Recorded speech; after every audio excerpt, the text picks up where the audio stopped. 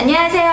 한국일보 대구경북 취재본부의 이세미 기자입니다. 최근 디스크 질환 환자가 점점 늘고 있는 추세인데요. 디스크에 걸린 환자분들은 덜컥 그럼 수술을 해야 하는 거 아닌가 하고 걱정하시는 분들이 참 많으십니다. 하지만 지금 제가 와 있는 이곳에는 실제 수술이 필요하지 않는 경우가 많다라고 하는데요. 그렇다면 디스크를 수술 없이 치료할 수 있는 방법을 찾아봐야 되겠죠? 오늘은 봉독을 이용해 디스크를 수술 없이 치료하는 것으로 알려진 편한 세상 한의원 전국 네트워크 중 구미본원 김상윤 원장님을 만나보겠습니다. 김상윤 원장님은 2006년부터 지금까지 구미 지역에서 비수술적 디스크, 류마티스, 관절염 치료로 확고한 인지도를 얻고 계신데요. 그럼 지금 빨리 만나보도록 하겠습니다. 안녕하세요, 원장님. 네, 안녕하세요. 디스크 질환이란 구체적으로 어떤 질환을 말하는지, 꼭 수술을 해야 하는지 좀 알려주세요. 예, 디스크라고 하는 것은 이 척추 추체 사이에 있는 이것을 디스크라고 하는데요. 이 디스크가 밀려나와서 신경을 압박함으로 인해서 생기는 질환을 말합니다.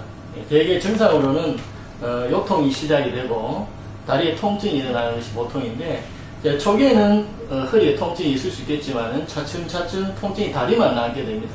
그래서 이 다리의 통증이 문제를 일으켜서 심하면은 마비까지 올 수도 있기 때문에 반드시 치료가 필요한 것이라고 볼 수 있겠죠. 그런데 이 치료의 핵심은 이 디스크를 잘라내는 것이 아니고 이 신경을 고치는 것이 핵심이기 때문에 굳이 이 디스크를 절제하는 수술이 아니더라도 충분히 치료가 가능합니다. 우리가 이제 임상적인 통계를 볼 때 수술이 필요한 디스크는 약 5% 미만으로 보고 있습니다. 그렇기 때문에 대부분의 디스크는 수술 없이 충분히 치료가 가능하다고 볼 수 있겠습니다. 봉독이 나면 벌침을 내게 하나요? 예. 보통 이제 봉독이라고 이야기하면 환자분들은 벌침이나 봉침을 이제 착각을 하기 쉬운데 사실은 그것과 전혀 다릅니다. 간단한 예를 들자면 봉침이나 벌침은 생독이라고 이용을 하시면 되고요. 그 생독에는 몸에 유해한 물질들이 많습니다. 그 유해한 물질들을 걸러내고 약품으로 만든 것이 봉독이라고 이렇게 볼 수 있겠습니다.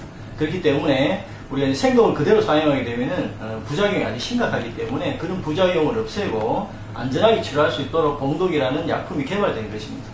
그리고 봉독 치료를 할 때는 반드시 인체에 맞는지 또 맞지 않는지 하는 그 알레르기 테스트라는 게 있습니다. 그 테스트를 걸친 후에 치료를 하기 때문에 안전한 치료라고 말씀드릴 수 있겠습니다. 원장님, 지금 하시는 게 봉독 치료라고 하는 건가요? 예. 이 봉독 치료는 봉독 약물을 집어넣는데 우리가 보통 주사기를 사용하지만은 보통 근육 주사나 혈관 주사처럼 사용하는 것이 아니고 이 침을 놓는 경혈 자리에 주입하는 치료입니다.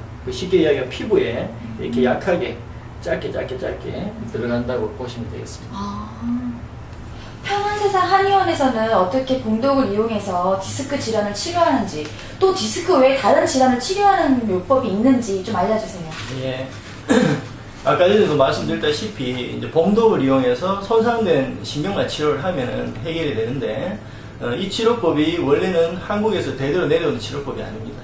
이게 이제 미국에서 개발된 치료법인데 이게 95년도에 들어오게 되었습니다.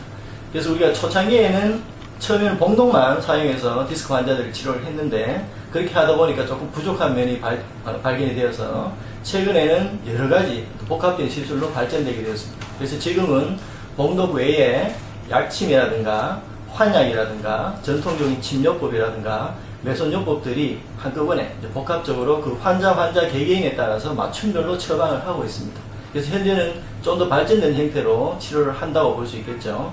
그리고 이러한 치료 방법으로 우리가 이제 목표로 하는 것은 잘 재발이 되지 않도록 한번 고치고 나면은 그렇게 치료하는 것이 목표고, 디스크 외에 또 고칠 수 있는 질환들은 척추 협착증이라든가 퇴행성 관절염이라든가 또 류마티스 질환이라든가 오십견이라든가 테니스 엘보라든가 족저 근막염이라든가 난치성 피부 질환, 혹은 전립선 질환까지도 굉장히 응용 범위가 넓어졌습니다.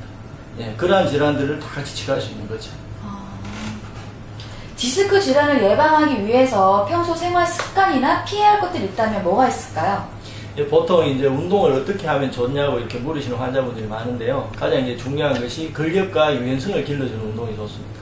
이제 허리에 근력을 길러주는 운동으로는 보행처럼 이렇게 걷는 운동이 가장 좋고, 조금 더 이제 단계를 높인다면 등산 같은 운동이 좋겠습니다. 그리고 유연성을 길러주는 운동으로는 체조나 스트레칭 같은 운동이 좋은데요.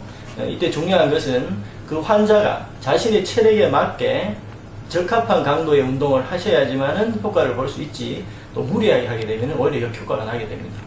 그리고 더 중요한 것은 통증이 유발되어 있다거나 혹은 증상이 있어서 디스크 환자인 경우에는 운동을 함부로 하면은 오히려 해가 되는 경우가 많고, 이럴 때는 휴식을 취하는 것이 훨씬 더 좋은 치료 방법이 됩니다. 그리고 꼭 운동을 하고자 한다면은 반드시 전문 의료인과 상담해서 그 운동에 대한 적합한 처방을 받아서 실시하는 것이 좋다고 할 수 있겠습니다. 아, 그렇군요.